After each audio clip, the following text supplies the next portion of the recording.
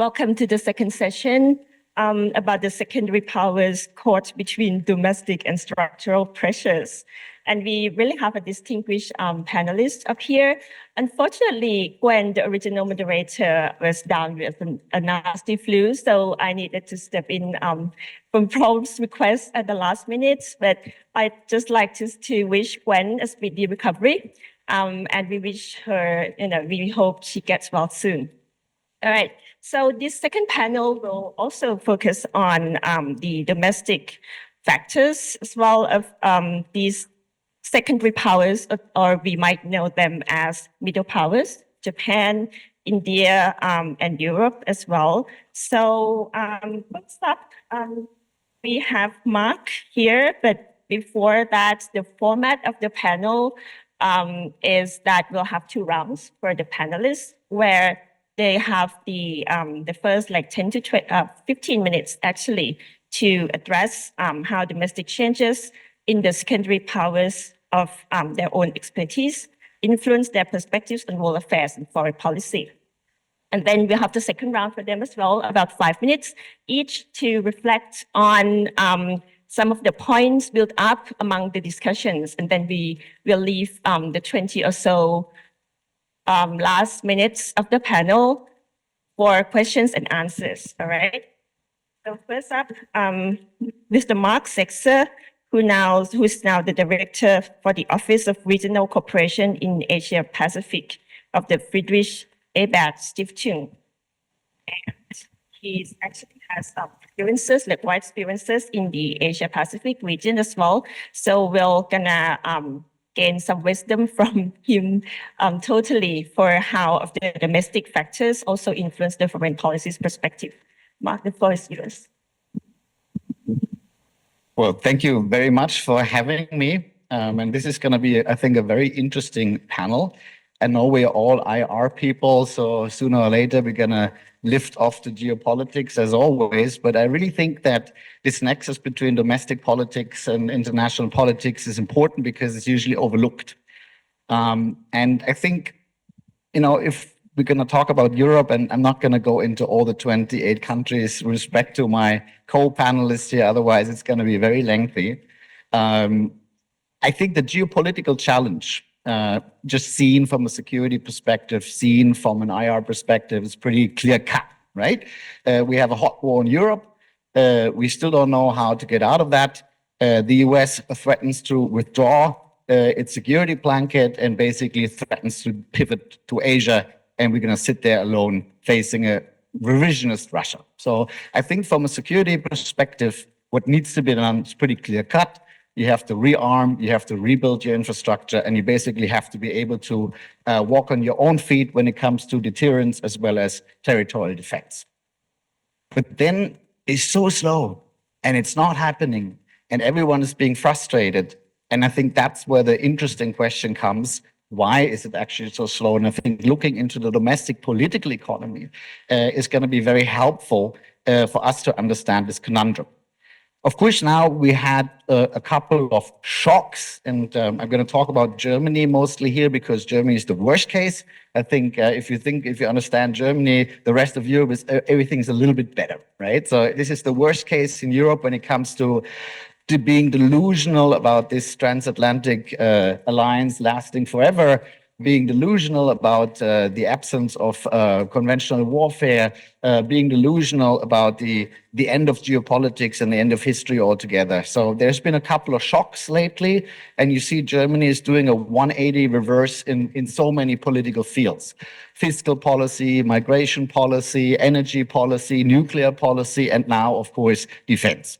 Right, and that's quite interesting how that plays out, and it has a lot to do with this shock, maybe even the panic after the Munich Security Conference, and what the Vice President of the United States has been telling the Europeans there, which is basically we are questioning not only the defense alliance, but we're also questioning the value foundation of the transatlantic partnership, which really came as a shock, I must say. So now a lot of things are happening, and the first reactions are happening as well. It's quite interesting, maybe as a historical footnote, that the very night that Donald Trump was elected president, the German government collapsed in Berlin the same day, right? So it's quite interesting, and it has a lot to do with each other because we knew that we cannot go on like this within the corset of this austerity policy, the constitutional debt brake any longer. So you have to do a 180 in fiscal policy as well, and that was going to be very difficult to do. So now we're in the stages of coalition negotiations for the next government, which I hope are going to come to fruition quite soon. And a lot of, for Germany, revolutionary stuff is actually happening. So we're poking a lot of holes in this constitutional debt brake. I'll just give you some numbers so you maybe see the magnitude of what's happening here. So basically what is being done is to move the defense budget out of the regular budget into some sort of a side special budget and accept that from the debt brake, right? So everything which is beyond 1% GDP is now exempted, will be exempted from the debt brake, which means that you can actually go with your defense budget to 2% GDP, 3%, maybe even 3.5% GDP. That's a lot of money. We're talking about 60 billion euros per year, which is probably going to add it to the defense budget.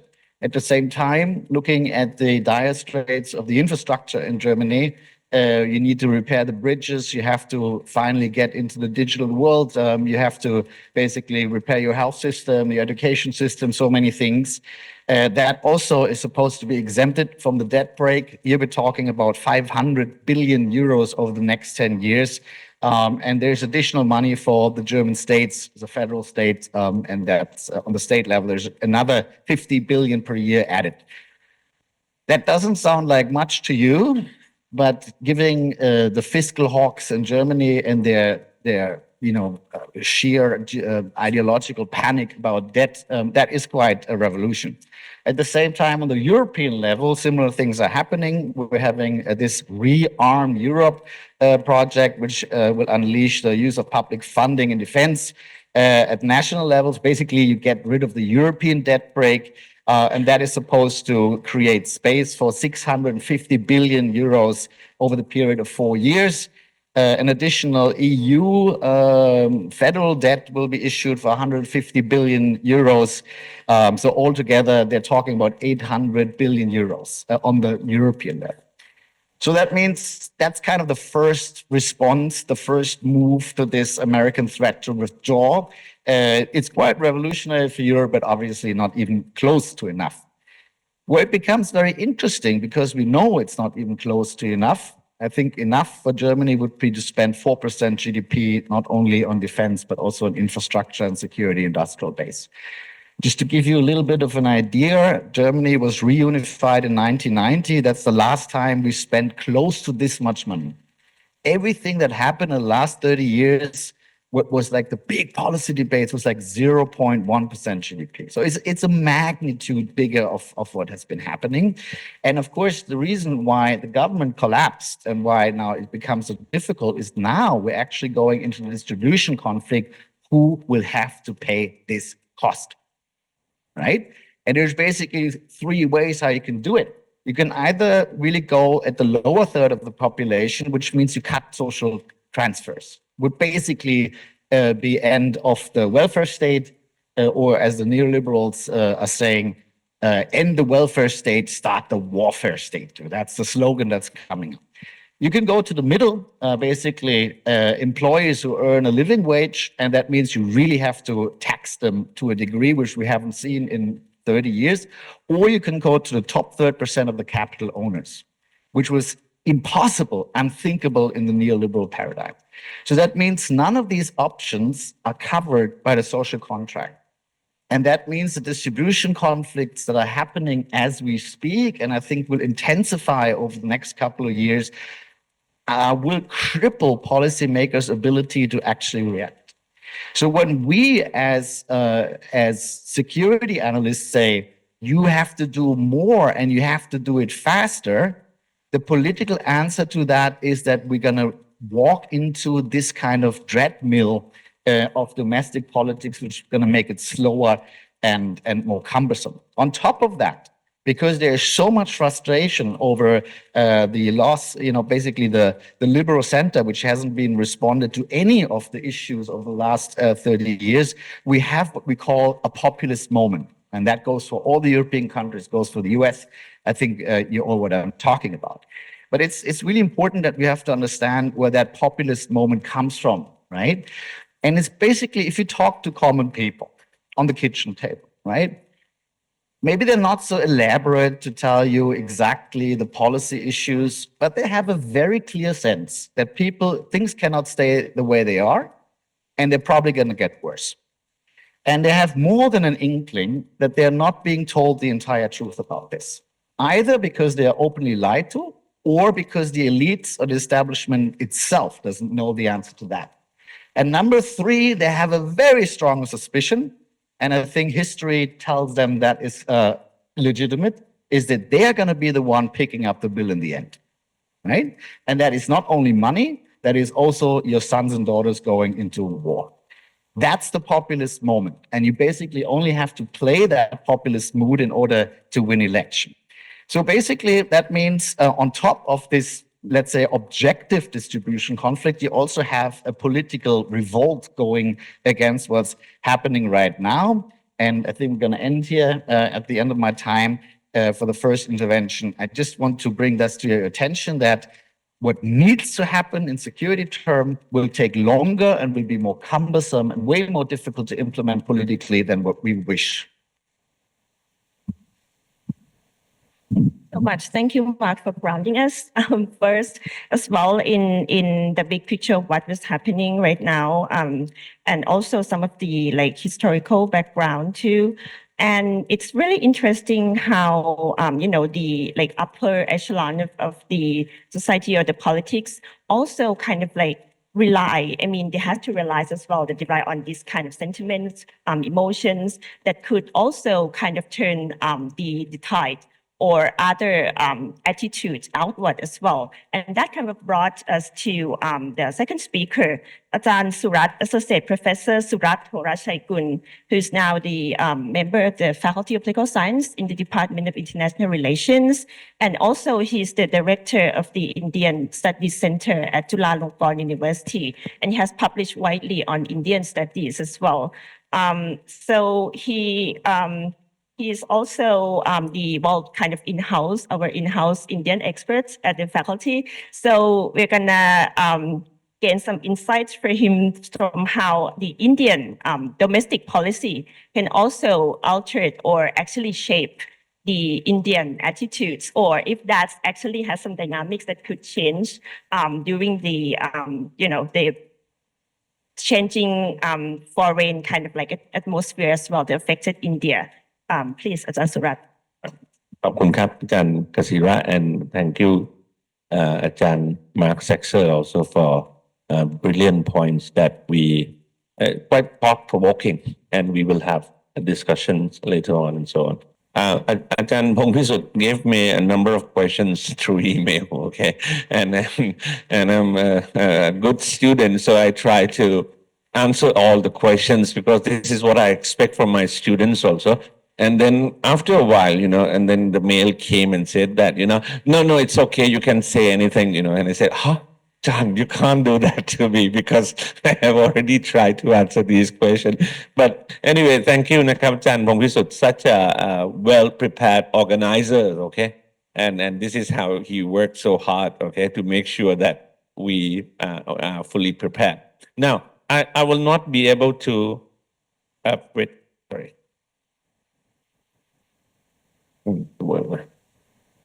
will not be able to answer all the questions, okay? But we'll leave it in the end, okay? If possible. I think it's what Ajahn Mark Saxer was talking about is that the nexus between domestic and foreign policy has been largely understudied, okay? And from my experience, okay, I might be wrong, okay? What I have read so much is that largely this kind of nexus comes back again after the first Trump administration, okay? Which is, of course, you require some kind of what you call neoclassical realism lens to see in it. because that is the what you call the most important school of thought, paying attention to what you call domestic factors. Okay, and one book that I would like to recommend here is that the book by see. Okay, it's called a Subcontinental Drift, Domestic Politics and India Foreign Policies. Okay, it was published in 2023, but we scholars are always late because we usually cover what happened in the past. Okay, so it's not very up to the current situation. Okay, now domestic changes in India have unquestionably important influence on its viewpoints on world affairs, okay, especially after Prime Minister Narendra Modi was elected in 2014, okay? So this is his third term now, okay? The interaction between the internal developments such as political shifts, economic transformation, societal changes, and security concerns often affect how India engages with the rest of the world. Okay, and this is, of course, there have been several factors behind domestic factors behind Indians' foreign policy. Okay, so I'll try to summarize all the points in here. I think the first one is, of course, the political landscapes and governance. Okay. And leadership and policy shift. Okay, I would say that from my experience, since reading from 1947, Pandit Jawaharlal Nehru onwards, and then you have Indira Gandhi and so on, I think Prime Minister Modi is quite popular, okay, in India, unseen, unprecedented, okay. The figure that you could compare with Prime Minister Modi would be something like Mrs. Indira Gandhi at one time, you know, but not to the extent that we have been seeing right now. And in fact, I need to also emphasize that Prime Minister Modi won the election in 2014. Part of it was because of the so-called external threats or what you call security concern, okay? Especially if you refer to the Mumbai attack in 2008, okay? And Barack Obama refers to Prime Minister Manmohan Singh's statement in the book called A Promised Land as well, you know, saying that this is a political cost we have to pay because we are dealing with peace negotiation and so on with Pakistan, you know. But when Modi came, you know, he was saying that, you know, instead of after you see terrorism, you don't start playing cricket. You start responding back. For example, the famous sentence would be something like, "Ghar mein ghusa to ghar mein hi marenge, or ghar mein jaake ghus ke marenge," which means that if you enter my house, you start to beat me, you start to bomb me, I go back and beat you back as well. So that was the kind of security drums that you saw in India at that time, which was, of course, a very famous one, and also "Main bhi chaukidar hoon," which means that I am also a watchman looking after the country. So you will be secured if you are under my leadership as such. You know, the domestic and foreign policy were quite intertwined in that sort of sense, especially after the Mumbai attack in 2008. Okay, and what we saw also is that it's shift, you know, from cautious to more what you call proactive approach. Okay, and if you, I think, recount some stories with regard to the Khalistan movement in Canada and other parts, you know, that kind of proactive that we saw, and I think you all have experienced all the interviews by Dr. S. Jayashankar also, where the clips goes viral. Okay, then you have nationalism and soft power. Okay, and I would say that media would term it as what? Hindu nationalism. Okay, Bharatiya Janata Party, how it is linked to Vishwa Hindu Parishad, group of Hindu, and RSS and so on.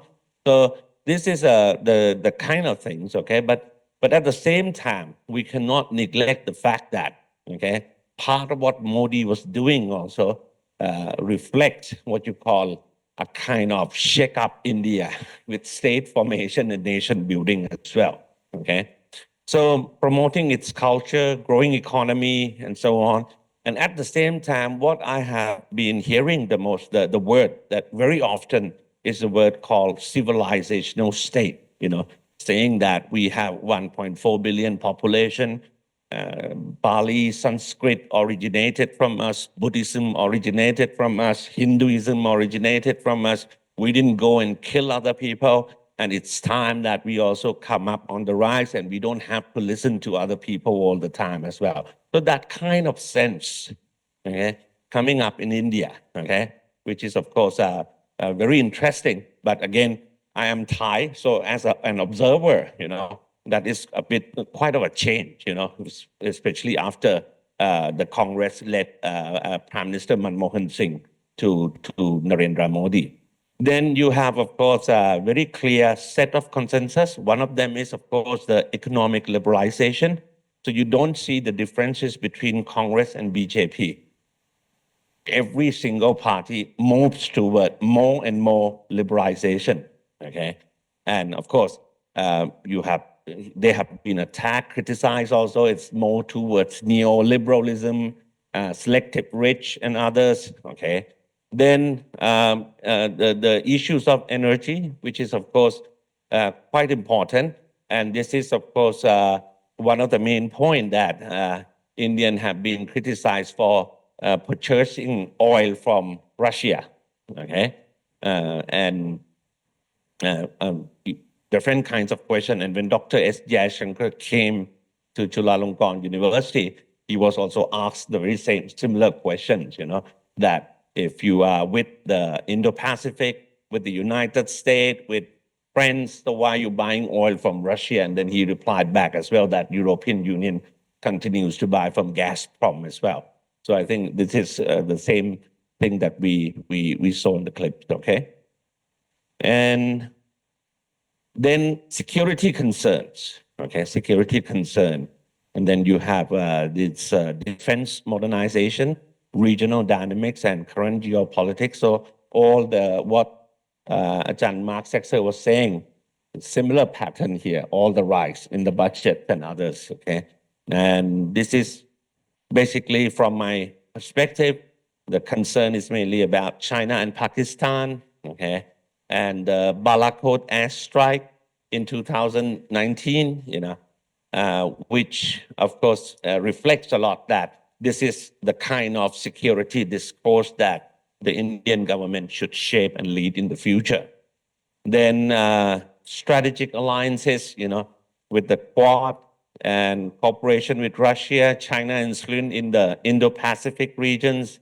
Then now we have what you call trying to understand India.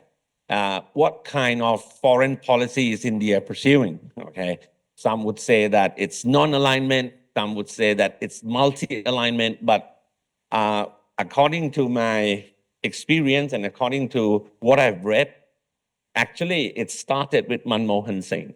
Okay? It's not completely new to Prime Minister Modi. So multi-alignment has been there for quite a while, which of course reflects the domestic structure, because India wants to be very serious about lifting the quality of people, the GDP per capita, and so on, okay?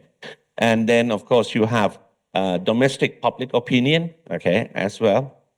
I'm going backward, sorry. If I didn't read anything, please forgive me because I can't see it either, okay? In Chula, we, stand next to the screen, and this is a bit small, okay? Okay, we can skip this one. And, okay, let me come to the last slide because I'll take a lot of time, and Ajahn Tivin has more than 48 slides next to me to talk about Japanese foreign policy as well. So, yes, challenges remain, okay? And we don't know what's the future like, okay? So for India, I think bureaucratic and political reform, okay? This is something what BJP and those next in line of power is looking, because federalism can also undermine, okay, India's unity when it's come to different sets of policy and so on. So I believe that we will see more of bureaucratic reform and at the same time political reform as well. They are not the same they don't have the same meanings, okay? Lifting more people out of poverty. And I think this was the message in the last year election, okay? Modi was thinking of having more than 300 votes, okay? But he could not attain that, okay? And Barry Boozan's thesis on autistic powers, okay? Which means that, India and China tend to look at themselves a lot, and who are going to take care of international issues like weapons of mass destruction, climate change, refugees, and others. So this remains, of course, a challenge, okay? And India's role in South Asia, okay? One scholar would say that, king of all, but master of none in that area. So right now also Bangladesh, India relations and others. And next we are having in Thailand, the summit in the early April is the BIMSTEC summit, which is coming. And before that, we will have the prelude to the summit as well in Chulalongkorn University.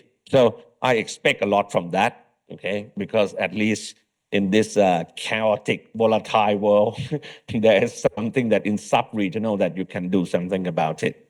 With regard to global structure, we can discuss more, okay? But I think the Canadian example, which is going on right now, is something that we need to closely monitor, okay? What would happen?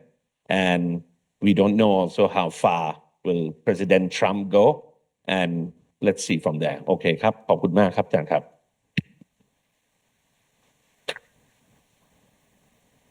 Thank you so much, Ajahn Surat, for definitely acing the homework, but also for framing the issue in the neoclassical realist lens as well, which I think might be interesting for those who are already interested in IR scholarship, and as well as highlighting that leadership power, like the leader's attitude, also play a very important role in definitely the securitization process.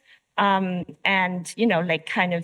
also elevated the security concerns and also reinforced the state roles as security provider. And that kind of lens all yields the Indians' attitude towards the active player in the global arena. And we might see the same trend of increased military spending as well. But this is positive against, of course, the national sentiments and, of course, what's conceptualized as national interest, right? So last but not least, we have Ajahn Tivin, Assistant Professor Dr. Tivin Suputtikul. He's also the member of Faculty of Political Science in Department of International Relations at Chulalongkorn University. Also our dear head of Department of International Relations. And he's the expert on Japanese foreign policy and, of course, the East Asian politics. So he's going to tackle about a bit about the triple alliances between the ROK, Japan, and the US, and the dynamics here then. Especially would be interesting, against the background of the new Prime Minister Shigeru Ishiba proposal, which I might be like die down already about the new Asian NATO, the possibility of it. Please, Ajahn Tivin. Okay, thank you, Professor Kasila. And also thank you, Professor Pongpisut and ISIS for including me in this panel. Also to Professor that gave the talk before me with the very thought-provoking contents. For my part in this session, I would like to focus on the situation in Northeast Asia and examine how the recent change in the domestic politics within the middle powers or the secondary powers in this region may lead to the shift in the international situation in the region. The key players I would like to focus here are Japan and South Korea, or ROK. Looking back to the beginning of the Biden administration, Since 2021, we saw the trend of the secondary powers in East Asia to reinforce the existing alliance systems or form new alliances against potential destabilizers in the region. Some of these alliance systems were based on the traditional hub and spokes arrangements where the U.S. plays the great security roles in the region as a security guarantor here in East Asia. But there also emerged new security ties that did not rely solely on the U.S. commitment. I'm talking about the so-called network among spokes efforts by the regional middle powers, particularly Japan, that has become even more active in culminating new security ties with other middle powers in Asia and also in Europe, both bilaterally and multilaterally. The aim of these moves was to reinforce the regional deterrence mechanism, which seemed to become an agreed upon strategy and collective effort among regional powers to protect the status quo order from any change by force. Coincidentally, in 2022, the domestic politics in the two prominent Asian middle powers, namely Japan and South Korea, were favorable for turning a page in their diplomatic relations after it hit the bottom some years earlier. Back then, Japan had a new leader, Prime Minister Fumio Kishida, and strong majority in the Diet's lower house or the House of Representatives. While in South Korea, the new president, Yoon Suk-yeol, pledged not to appease North Korea anymore and moved closer to the US and Japan to deal with security challenges in the region. Yoon Suk-yeol shifted the ROK priority from praising Japan to resolve the deep-seated historical problems from the colonial and wartime era and emphasized instead the strategic partnership to deal with the complex security context brought about by the behavior of China, the nuclear program by North Korea, and the French war in Ukraine. Although the anti-Japanese nationalism remained prevalent although among Korean public, as we see during the Moon Jae-in's administration, but the change in the government in Korea helped alleviate this sentiment and opened the way for conciliation and the so-called future-oriented relations between Japan and South Korea. All these coincident domestic changes, as well as the change from Trump's administration to Biden administration in the US, made possible the strong and vigorous trilateral alliance in East Asia. And it added another pillar to the regional deterrence mechanism that aims to discourage any unilateral attempt to change the status quo by force. It effectively sent the message that these three regional powers, including the US, were committed to safeguard the Indo-Pacific order from any common threat. However, this favorable interregnum in Japan-South Korean relations, as they stopped bickering each other about past issues, this good condition seems to encounter challenges and risk evaporating soon due to the recent domestic change, especially what happened last year in ROK. When we look at the domestic politics in Japan and ROK today, we can see that they have undergone power transitions. In Japan, the ruling coalition led by LDP remains in power after last year's general election, as everyone may heard in the news. But it failed to win majority seats in the House of Representatives or the Diet's lower house. It had to assume a minority government that needs to negotiate with other opposition parties in the Diet to pass important bills. This happened as the result of the slush fund scandal in the LDP that led to the change in the power configuration inside the party. This condition also resulted in the rise of Shigeru Ishiba to become the party's leader and the Prime Minister of Japan. Although the ruling party continues to carry out proactive diplomacy and security strategy, and try to strengthen deterrence mechanisms through networks of alliances. The process of policy compromise among multi-parties in the Diet can pose difficulty and distraction from the proactive foreign and security policy, especially when it comes to the controversial issues about defense and military policies, unlike when the LDP had the majority in the Diet. Turning to South Korea after the chaotic martial law declaration last year, the government led by the conservative People Power Party is facing political uncertainty with the impeachment of Yoon Suk-yeol. The problem in ROK has resulted from Yoon struggling with his minority government after the PPP lost the election in April last year. This martial law episode seemed to come from the president's attempt to break the deadlock in the passing the budget bill in the parliament. For ROK, the foreign policy stances are divided between the ruling conservative and the opposition Democratic Party, while the conservative favors forging trilateral security ties with Japan and the US to pressure North Korea, which is also good to the deterrence mechanism in the region.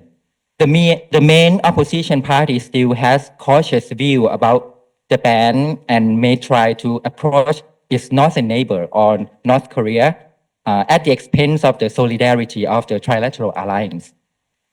Now that the Democratic Party already dominates the ROK parliament together with the public outrage at the martial law incident last year, it is likely that the Democratic Party will win the next election in Korea. Then there will be concern about anti-Japanese sentiment based on the unsettled historical issues may return again and become the obstacle to maintain close and friendly relationships between Japan and South Korea, especially when it's also difficult to expect the US to play a positive role as a mediator between these two middle powers in Asia. We can understand this case of precarious alliance between Japan and ROK resulting from the domestic power shift by looking at it as a problem of two dilemmas that are difficult to overcome in the democratic politics. The first one is the democratic dilemma that ingrains in the democratic regime everywhere when the change in domestic government or ruling party creates uncertainty in foreign policy and strategy. The change of regime is good in terms of democratic process because it signifies check and balance inside the politics, multiple players having chances to govern the country rather than monopolization of power. It also creates good dynamics in order to re-examine, review, and refresh policies and ways of distributing values and interests inside the society. But it's the dilemma because this sometimes come at the expense of foreign policy consistency or foreign policy stability, and also relation with other countries. The US is now the best illustrative case to substantiate this point. This difficulty also links to the second dilemma, which is well known in the field of IR, which is the security dilemma. But here I want to emphasize that this dilemma divides domestic players or policymakers, like in ROK, in Japan, and we can also mention Taiwan, between the ruling DPP party and Kuomintang party. When the opposite parties in domestic politics hold different views on how to deal with potential threat or how to deal with national security, that is, to engage or compromise with threat or to contain and balance against it. This is the dilemma because there is no absolute answer to this security problem, and no consensus has been reached which way is the best. And these policy choices contend with each other in the domestic politics. This is also caused by different threat perception in the society, which results in unstable foreign policy and strategy, depending on who or which party takes the reign in the government. Japan, before this, had similarly faced this security dilemma inside its national politics. There was the conservative force that wants to normalize Japan in terms of security and military posture to make Japan a so-called normal state. On the other hand, there was the strong pacifism force, or the left, who wants Japan to remain unarmed and neutral as the way to keep peace and stay peaceful. But it seems that the structural force and conservative realist rationals and discourses in Japan have won over the left, and more public support is now behind Japan's proactive international posture.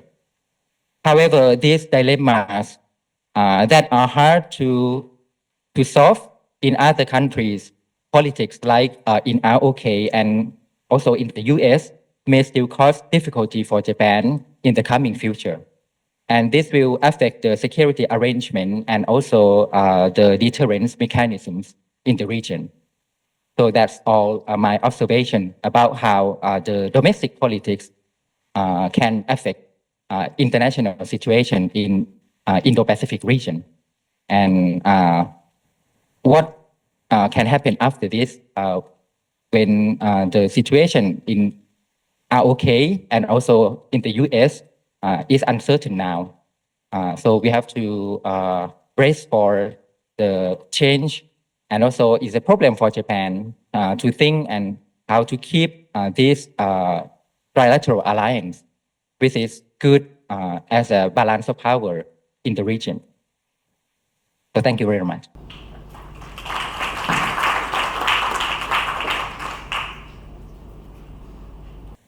Watchers TV for unpacking those dynamics for us, especially the picture of the transition in power in domestic politics. We can even say some instability there could also affect the foreign policy's consistency abroad, and also the roles of the state that is conceptualized as a security guarantor in the region as well.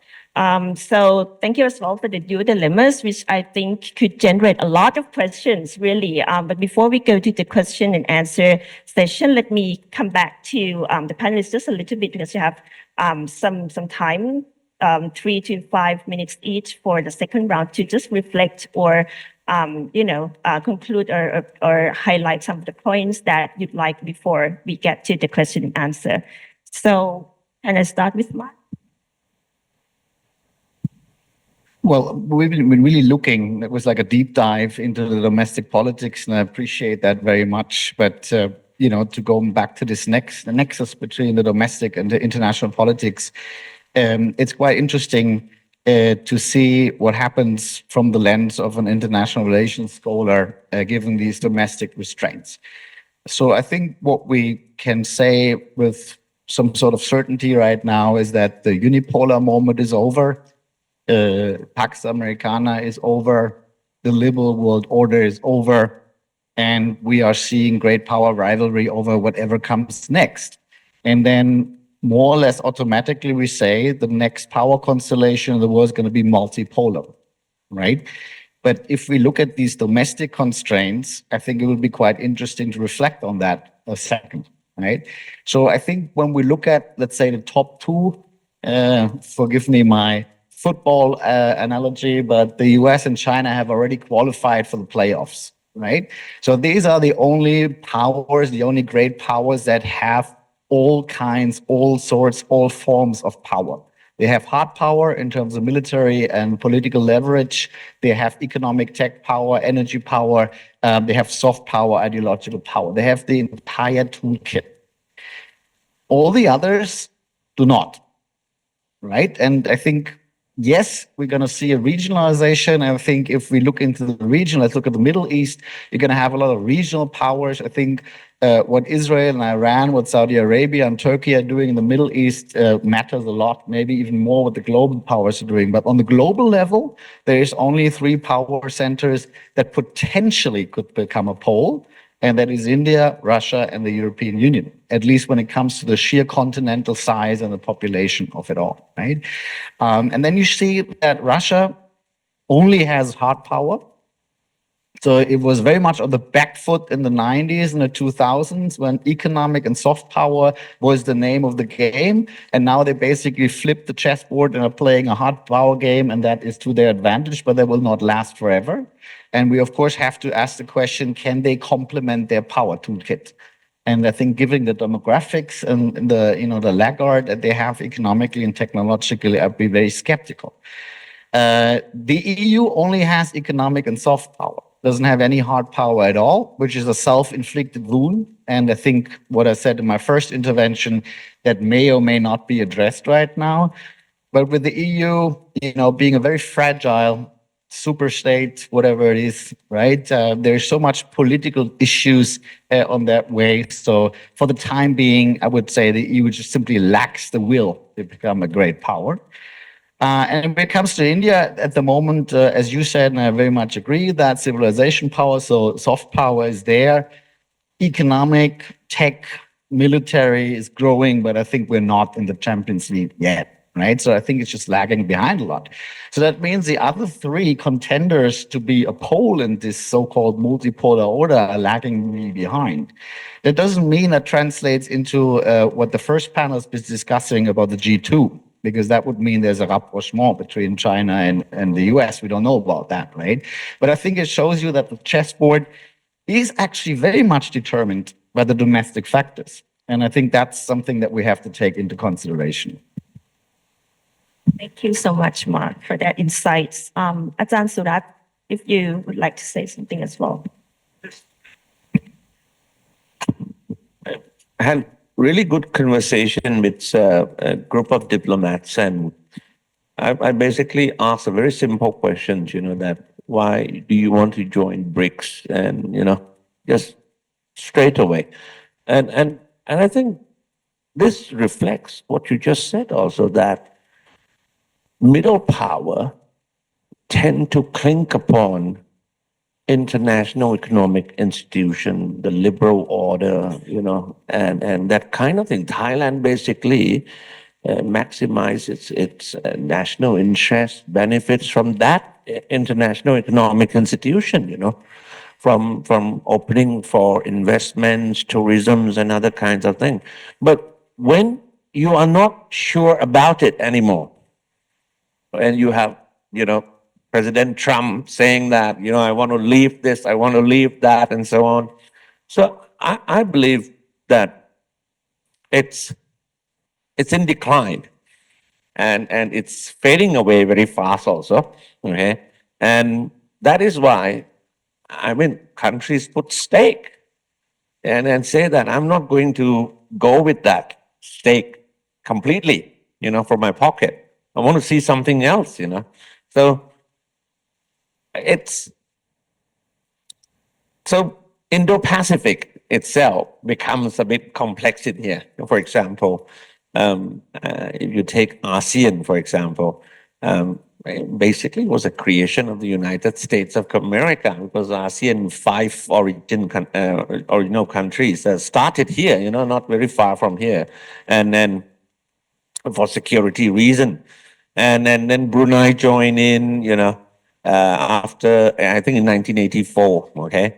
And then the first countries to offer free trade agreement with ASEAN, Ajahn Kasira, please correct me because you are the one teaching ASEAN in July also, okay? Is that it was China, okay? So that's become what you call the interdependent pictures, It was not United States of America, right? So what I'm trying to say is in here is that U.S. does not have a monopoly over things that it used to have in the past, and others, what you call alliance as such. So it is definitely multipolar, okay? It will be multiplex, as Amitav Acharya has put forward in the thesis or not. That depends on the question. So my point is that maybe this is what a transition period to uncertainties, okay? So this is just the point I want to add on there.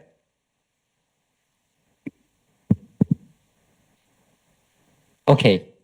For me, I would like to follow up what I have talked about the domestic dilemmas that many countries may face, especially in democratic politics.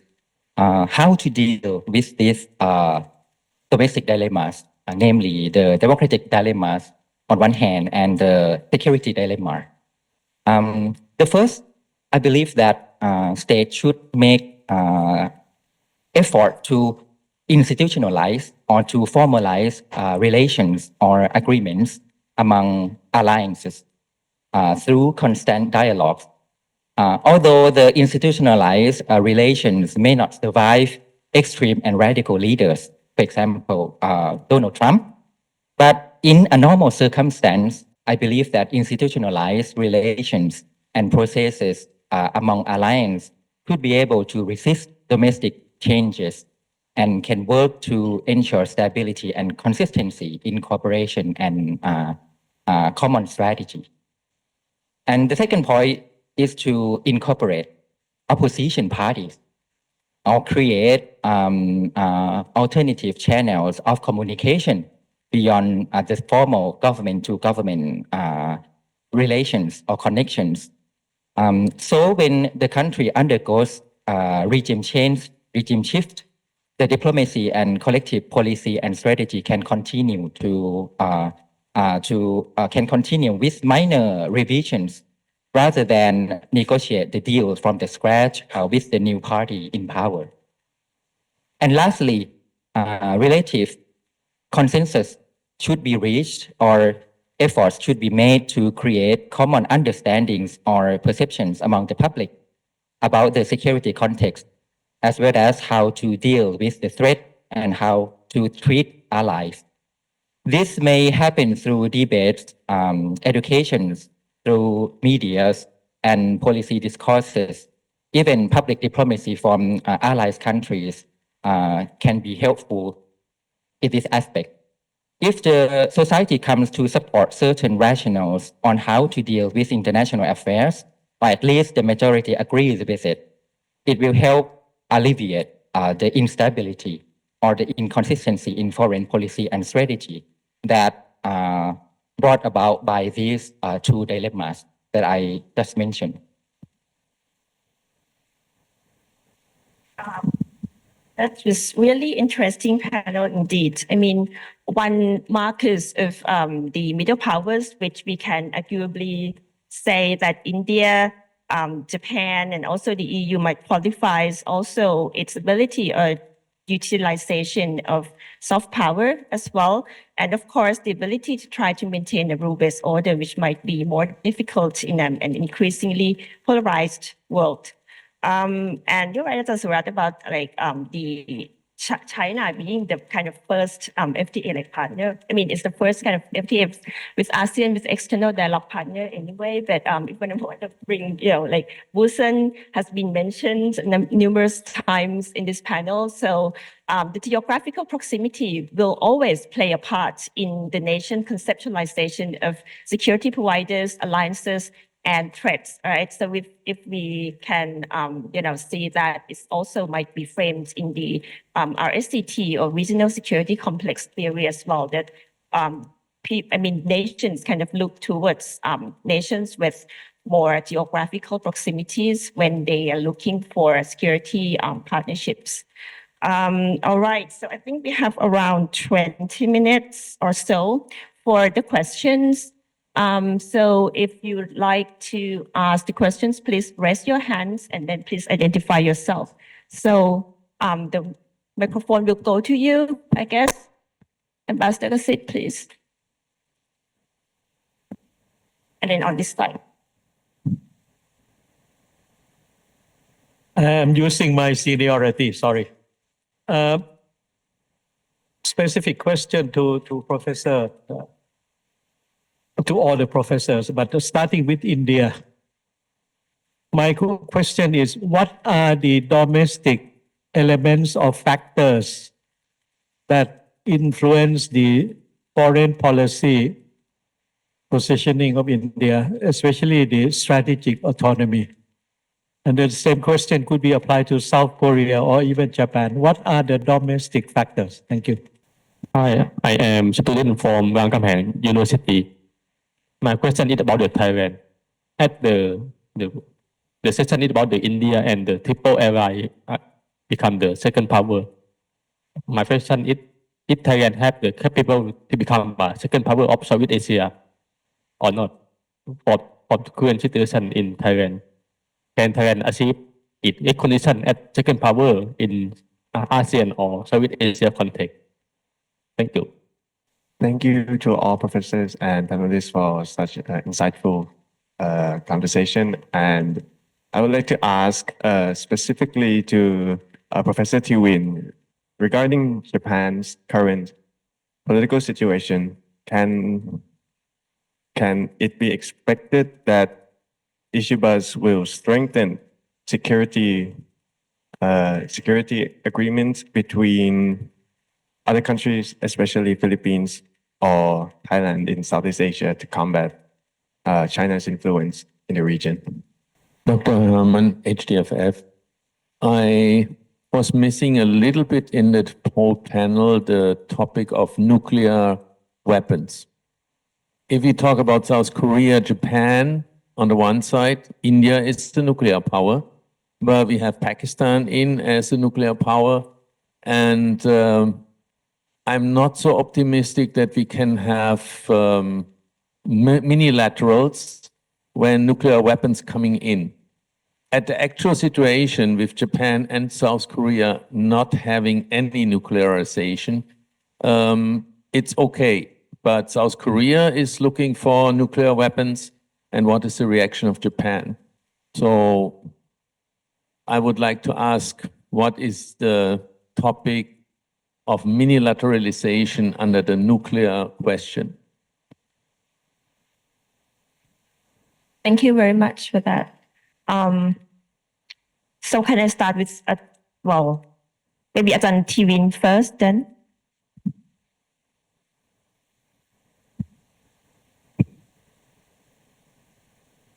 Which question first? I think I will address the one about the domestic factors that affect foreign policy and security strategy. For Japan, I think it's very clear that Japan has the limit on the security policy, security or defense policy, because it has Article 9 of the Constitution. And I think this still matters even nowadays, even though Japan tried to reinterpret this article flexibly to accommodate more roles for the SDF.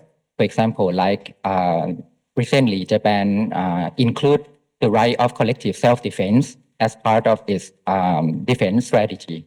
So it can help defend US more flexibly than before, because before this, Japan denied this right of collective self-defense. That's why the alliance relations between the US and Japan is not an equal one, because while US has the obligation to defend Japan, Japan could not do anything to defend the US.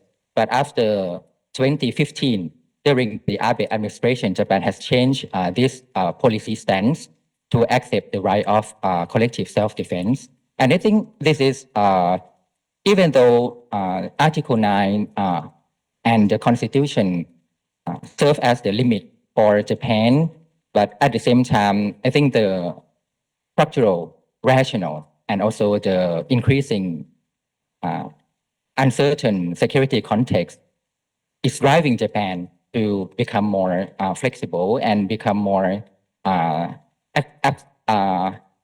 acceptive in terms of changing the policies to the realist aspect or more realist orientation in terms of defense policy. For South Korea, I think the important factor that affects its foreign policies is the ideology between parties, between political parties, between the conservative parties that tend to prioritize alliance with the US and also try to pressure North Korea with the alliance between countries in the region. But the opposition party, this opposition party before this ruled the country before. For example, the Democratic Party. This party, the opposition party has the orientation that they want to compromise with North Korea. And sometimes they use the nationalist sentiment to oppose Japan by trying to use the historical problems to ask Japan for compensation and for apology.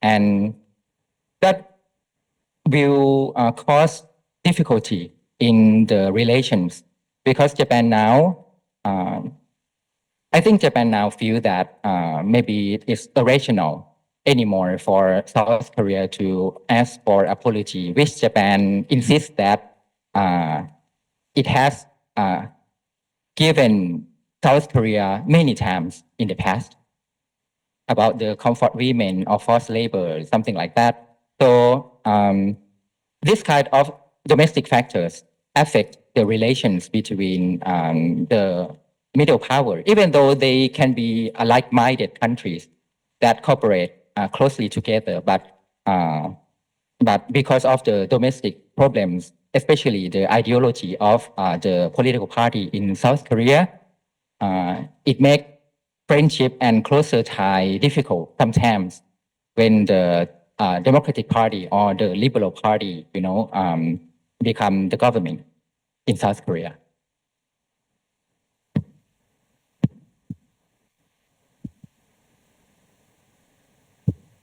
For ท่านกสิทธิ์พิรมนะครับท่านกสิทธิ์ครับ this is there are two clear sets of consensus in India. I think it's a mix of both sides of the parties and among Indian people. That first one is we are not going back to the Nehruvian socialism. It's more and more economic liberalization, open for trade, investments, and others. The second one is India's aspiration to be a great power. And you saw that P5 issues, debate, and so on. So these two topics, two sets of this, what I call consensus, that you see that even BJP and Congress, agree with each other.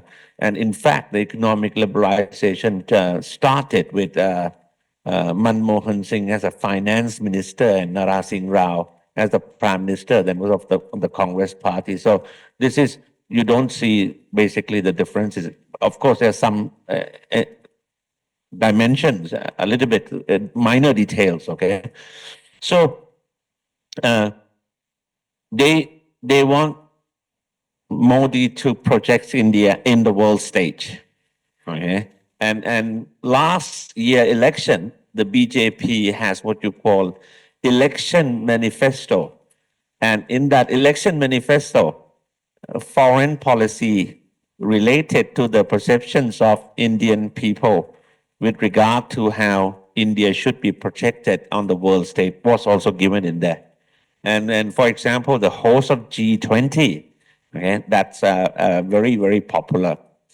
The Congress party seems to lose out when it's come to stands against terrorism, especially what you call cross-border terrorism, okay? And this is a kind of mantra that India has been, going out, extend the relations to other people, especially on the counter-terrorism, and how can we be secure. And as I did emphasize, Captain Kasit, during what happened was that in the aftermath of the Mumbai attack, okay, Congress party seems to lose that kind of image, that you cannot protect India.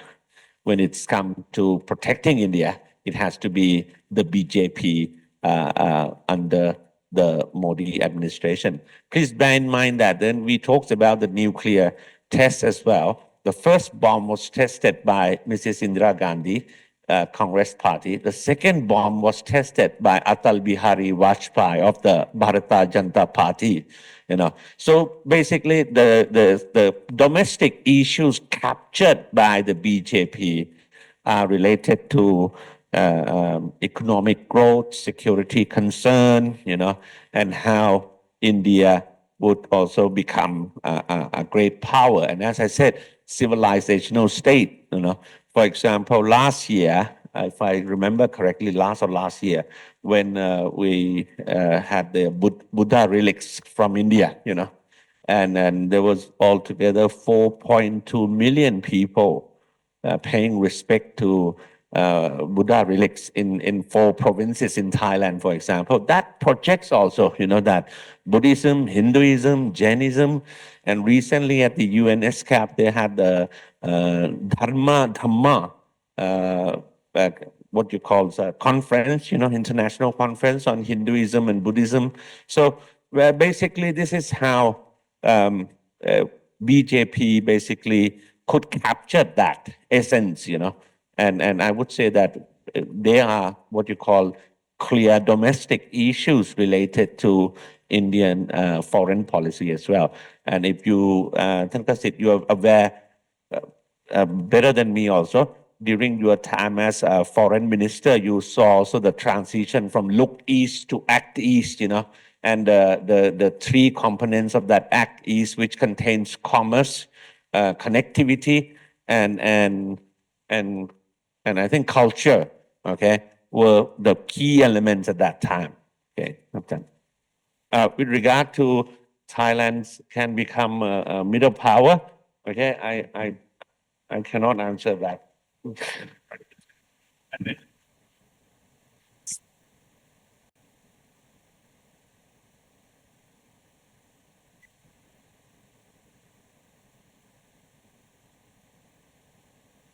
We have some time for the second round of questions as well. Some brief questions, given that we started a little behind schedule. So,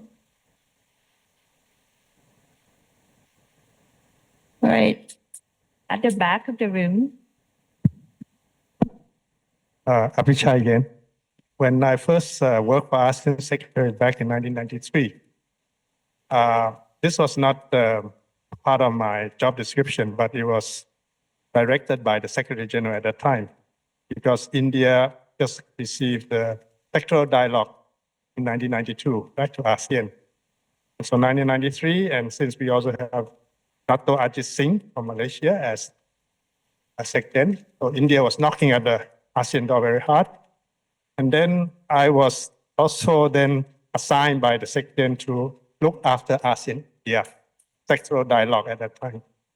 And I held that extra sort of additional post until 1996, when India became the full dialogue. Okay? And then when ASEAN Secretary have a full complement of people in the external department to handle this dialogue. So I was then tasked to quickly look up what is going on between ASEAN and India: trade, investment, tourism, you name it, science, technology. And then it came to my realization that we normally think of India as a subcontinent, thousands of kilometers from Southeast Asia, right? But the only country that borders India on the land side is Myanmar. Okay? But the others don't have common borders with India. But actually there is on the maritime side, right? Because you have the Andaman and Nicobar Islands, which is part of India, right? Just a few hundred kilometers from Phuket. Also, it has shares borders with Myanmar, maritime, and as well as from Sumatra, Aceh, also have maritime. So there are 3 ASEAN countries bordering India in the sea, right? Just off Southeast Asia. So my question is, but that part has never been on the radar of any discussion between ASEAN and India or with even bilateral, right? For example, like I was just thinking whether we can have, like Phuket and Langkawi have been showcasing yacht, regatta and yachting and everything like that. Would India be happy or comfortable to let Andaman or Nicobar also be one of the destination of the yachting? Then you can do a three trilateral kind of yachting exercise, just to promote exchanges, tourism, culture, or whatever, you want to say.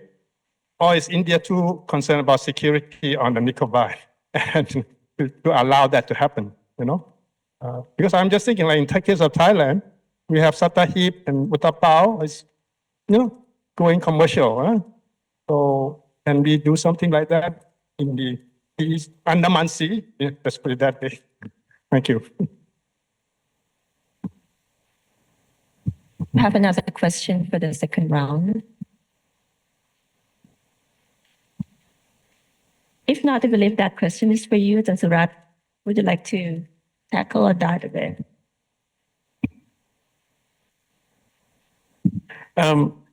ขอบคุณครับท่านหนึ่งใจ nice to see you again and would like to talk to you also over lunch with regard to BIMSTEC as well. Now please do not neglect the BIMSTEC part also, which would include that the Bay of Bengal and Thailand's proposal with regard to prosperity, resilience, and openness. I think these are the kind of things that we expect to see more. And with regard to also FTA among BIMSTEC member countries, I think only 3 agreements left to be ratified, but I'm not sure it will be done in this summit or not.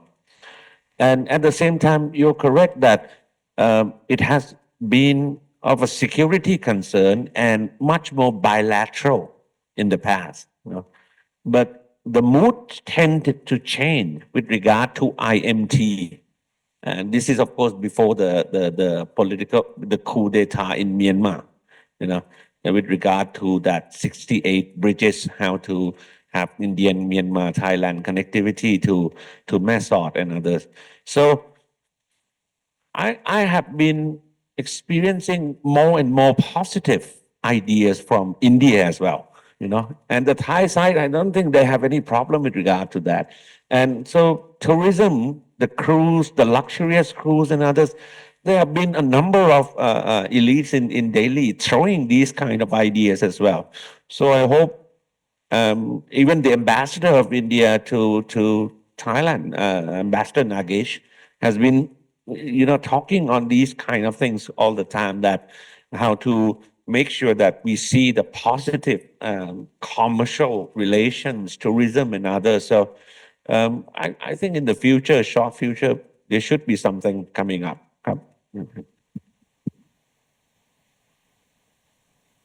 Other panelists would like to share like final thoughts, remarks for this panel at all before we conclude the session. Maybe on the ASEAN question. I've been talking about Europe, and the European Union and the European security architecture is very much a child of the unipolar moment, is very much a child of the liberal world order, rule-based order, is very much a child of the Pax Americana and the alliance system, right? So going forward, of course, Europe now is in extremely dire straits, right? Because all of these things have been called into question. The security order has collapsed. The alliance is in question. Europe now actually can either pivot forward to become a great power on its own, and therefore has to solve a lot of political questions that never been addressed. And I have a lot of questions regarding to that. But it will be all in all, an entity which is created out of treaties will have a very difficult time in a dog-eat-dog world, which is not based on rules. So for Europe, it's a dangerous world. And if you look at ASEAN, it's very similar, right? ASEAN is a creature of the Pax Americana, is a creature of the unipolar moment, is a creature of a rule-based international order, right? And you see that there is enormous stress on the architecture on ASEAN because now there is a second superpower in the room, and you have the orientations either there or over there. And I mean, if you ask your neighbors in Laos and Cambodia where they're looking, they know where they're looking. Which means that if you have a governance structure based on unanimity, right, that means that a lot of really pressing questions like the South China Sea simply cannot be addressed anymore because there is no more vote possible, right? And that means ASEAN cannot evolve into a political and security actor, but remains an entity under enormous strain, right? And I think we need to, I mean, we're talking about domestic restraints here, that's the panel, but also the structural restraints on the international order, I think we have to take into account when we answer the questions where to go next.